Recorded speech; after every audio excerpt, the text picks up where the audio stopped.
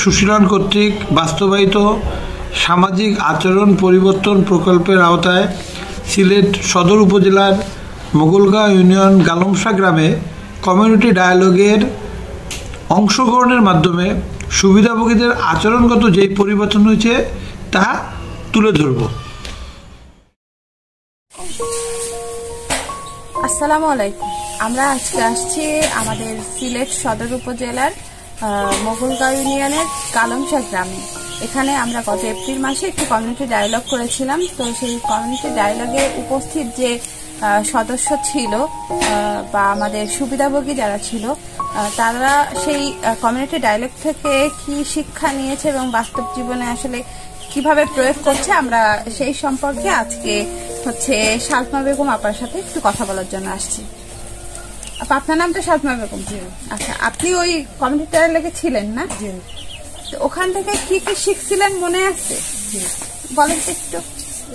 Bathroom থেকে বারের সময় সাবান দিয়ে হাত ধোয়া। হ্যাঁ, বাচ্চা ধরে খাওয়ানির আগে হাত ধোয়ানি সাবান দিয়ে, মানে হাত ধোয়া সম্পর্কে জানতে। তারপরে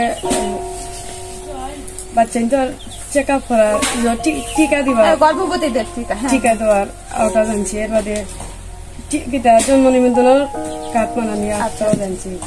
আর দেন বাল্য বিবাহ বন্ধ করার জন্য হটলাইন নাম্বার মনে আছে? জি, মনে আছে।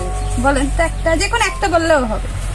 109 আর 999। এই তো 109 999, ঠিক আছে।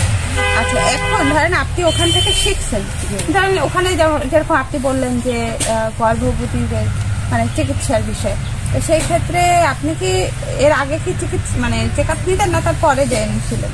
জানার পরে নিছি। জানার পরে দিয়েছে। আচ্ছা, আমাকে বাচ্চার টিকাও দেওয়া হয়েছে। এই ওনার বাবুর প্রথম টিকা কার্ড। তো প্রথম টিকা অলরেডি দেওয়া হয়ে গেছে। আর এখন ওখান থেকে যে শিখছিলেন দেখে কোনো পরিবারের মানে কাজে লাগাইতে পারছেন কিনা? জি, লাগাইছি। বাচ্চা ধরে হওয়ার আগে হাত ধোয়া সবাই ধরে? সবাই। জি, ভালো। আর আপনার মনে হয় বাসায় আরো বাবু আছে, সেই ক্ষেত্রে এখন কি বাবুকে মারধর করেন? জি না। আচ্ছা, তো এই অবস্থা। মানে আমরা বুঝতে পারলাম যে আপা আসলে তার পরিবারে এই বিষয়গুলা কাজে লাগাতে সক্ষম হয়েছে। মানে আপনি তারপরে ধরেন গর্ভবতীদের মানে গর্ভবতী থাকা অবস্থায় যে সেবা, সেগুলো তো আপনি নিচ্ছেন এই মিটিং এর পরে। আবার বাবু হওয়ার পরে আপনার কিছু সেবা ছিল, ওইটাকে আপনি নিচ্ছেন না? আচ্ছা, এমনি বাবু তো আল্লাহর রহমতে ভালো আছে, সুস্থ আছে। বাবুর কয়টা টিকা বলেন তো? 11টা। কত মাসের ভিতরে দিতে হবে? 15 মাসের ভিতরে দিতে হইবে। এর বাদে যদি গ্যাপ যায় 2 বছরের ভিতরে দিতে হইবে। হ্যাঁ, আপনি তো জানেন তাহলে সবই, আপনার তো আসলে আর শেখানোর কোনো কিছু নাই। আর বাবুরে এখন কি খাওয়াচ্ছেন? কতদিন পর্যন্ত খাওয়াতে হবে? 6 মাস। তারপরে বাড়তি খাবার খাওয়াইতে হবে, খিচুড়ি, এর বাদে যাও। হ্যাঁ, ঠিক আছে।